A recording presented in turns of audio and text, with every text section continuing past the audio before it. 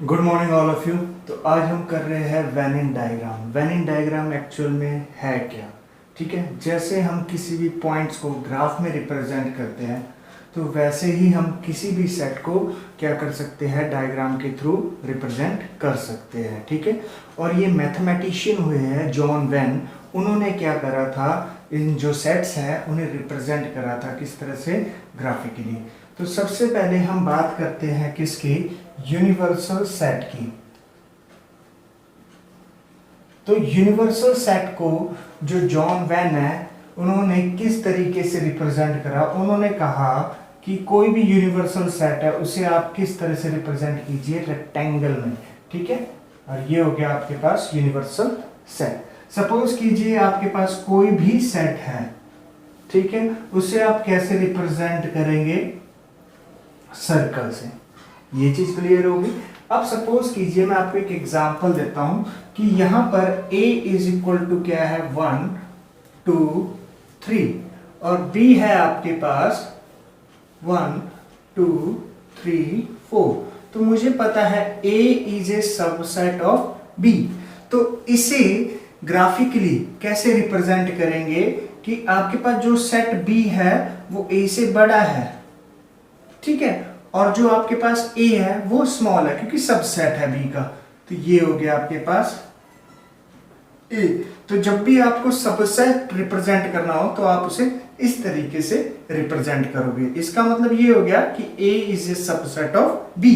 और एक चीज और ध्यान रखना है कि ये जो b है भले ये a से बड़ा है पर b से बड़ा कौन है, यूनिवर्सल सेट। तो आप हमेशा कोई भी सेट है वो हमेशा स्मॉल होगा किससे, यूनिवर्सल सेट से। तो ये भी आपने ध्यान रखना है, ठीक है।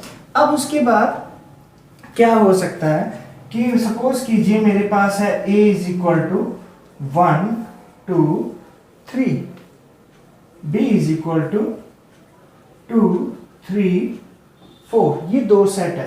अब आप देख रहे हैं इन दोनों सेट में कुछ कॉमन आ रहा है। तो आप, मुझे पता है सेट को कैसे रिप्रेजेंट करते हैं, सर्कल से हमेशा ही। तो ये हो गया। अब a हो गया 1 और 3, जो 2 है वो a में भी है और b में भी है। तो इस तरीके से आप क्या करते हो, रिप्रेजेंट करते हो जब आपके पास दो सेट क्या हो, उसमें कुछ एलिमेंट्स कॉमन हो। तो इस तरीके से। और सपोज कीजिए आपके पास अगर कोई सेट है डिसजॉइंट सेट, ठीक है, ये आगे बताऊंगा क्या होता है। डिसजॉइंट सेट का मतलब जिसमें कुछ भी कॉमन ना हो, दो ऐसे सेट, यानी a सेट है जिसमें 1 2 3 है, b सेट है जिसमें a b c है, तो कुछ भी कॉमन नहीं है। तो ये आपका क्या हो गया, डिसजॉइंट सेट। और ये आपका क्या हो गया, इंटरसेक्शन ऑफ सेट, यानी इसमें क्या है आपके पास एलिमेंट्स कॉमन है।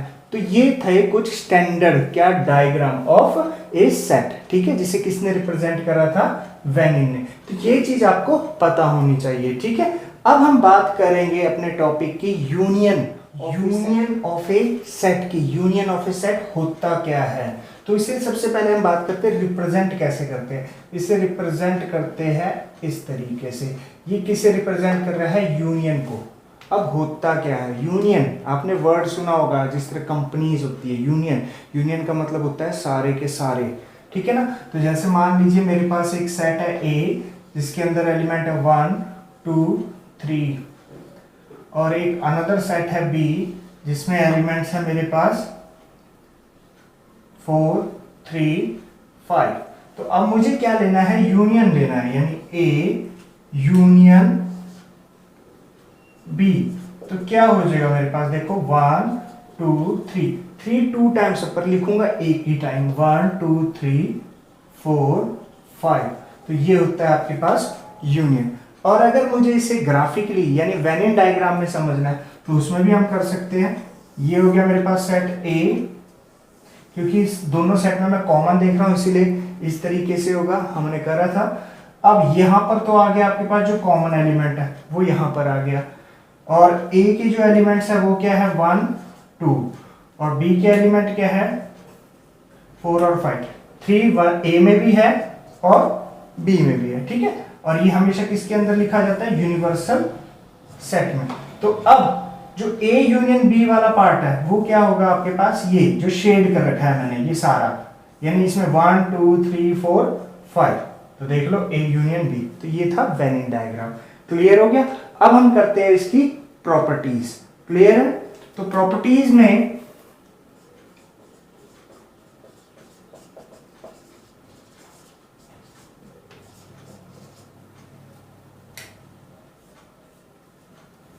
अब हम कर रहे हैं properties of A union B।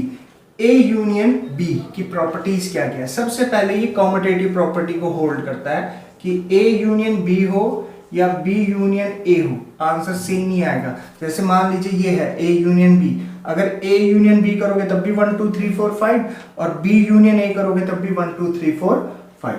Clear हो गया।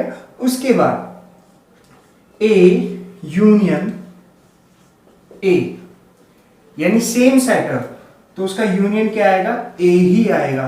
मान लीजिए A है 1 2 3, उसका यूनियन 1 2 3 के साथ ही करोगे। जैसे ये है 1 2 3, तो क्या आएगा आपके पास 1 2 3 ही आएगा।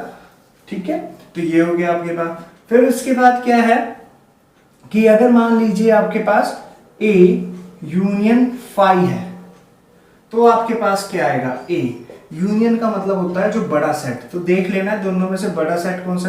5 का मतलब तो कुछ भी नहीं है, उसके अंदर एलिमेंट्स नहीं होते, तो कौन सा सेट बड़ा हुआ है, A ना। तो A यूनियन 5 का मतलब A। Same as it is अगर मैं बात करता हूं A यूनियन यूनिवर्सल सेट, थोड़ा सा यूनिवर्सल सेट में कंफ्यूजन ना हो, इसलिए ब्लैक कलर से कर रहा हूं। यूनिवर्सल सेट, ठीक है। तो ये यूनिवर्सल सेट है, तो ये क्या आएगा, अब इसमें जो बड़ा है यानी ये वाला पार्ट यूनिवर्सल सेट ही आएगा। ठीक है, ए यूनियन यूनिवर्सल सेट क्या होगा आपका, यूनिवर्सल सेट। फिर उसके बाद मान लीजिए कि अगर मेरे पास ए सबसेट है बी का, तो ए यूनियन बी किसके इक्वल आएगा। अब देखो ए सबसेट है बी का, इसका मतलब ए स्मॉल है और बी क्या है, ग्रेटर। तो मुझे पता है जब आप दो सेट का यूनियन करते हैं तो आंसर क्या आता है, बड़ा सेट, लार्ज सेट आता है ना। तो ए सबसेट है बी का, इसका मतलब ए स्मॉल सेट हो गया और बी क्या हो गया, लार्ज सेट हो गया। तो ए यूनियन बी किसके इक्वल आ गया आपका, बी के। एग्जांपल ले लेते हैं, जैसे ए हो गया 1 2 और बी हो गया 1 2 3। अब आप जरा देखना, ए सबसेट है बी का, 1 2 बी के अंदर है, तो अब ए यूनियन बी करना 1 2 3 आएगा, और जो क्या था आपके पास, बी। तो ये है इसका मतलब। ठीक है, सेम एज इट इज अगर मान लीजिए यहां पर बी सबसेट है ए का, अब बी स्मॉल है और ए ग्रेटर है, तो ए यूनियन बी किसके इक्वल होगा, ए के। क्लियर हो गया।